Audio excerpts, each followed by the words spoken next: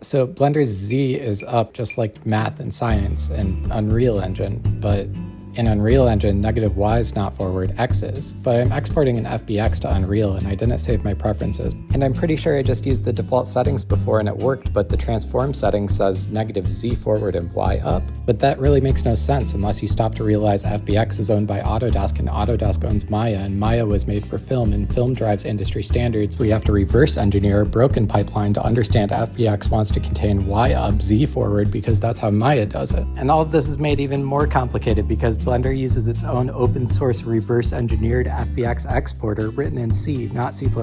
So the actual issue here is just the accessibility of FBX as a format. But Blender knows you don't know this and probably don't care, so it hides a secret X rotation because its FBX header is always Y up, regardless of your transformation settings, so that it can rotate to a space that matches Maya, which is great, except because Blender baked that 90-degree X rotation onto the root, its up axis now becomes Maya's up, and Unreal rotates it again. Because when Unreal sees this and assumes it's a Maya file because it's disguised as one, it also knows that Maya's Y up Z forward needs to become Z up X forward, so it rotates it back. But since Blender still baked the rotation to appease Autodesk, your roots are still bent, which doesn't really matter unless you're actually, I don't know, making a game, because your rigs won't reparent and your sockets are broken and small rotation errors add up, and when you look at the same model exported from Maya, everything's fine and everyone just thinks Blender's FBX exporter is broken. But that's okay, Autodesk has an FBX SDK, and I could definitely be wrong about this, but after you get a compatible version of Visual Studio and build tools for C# and a compatible JSON parser and build a Blender compatible data capture to JSON Python script and a C++ command line interface that can be executed using that JSON,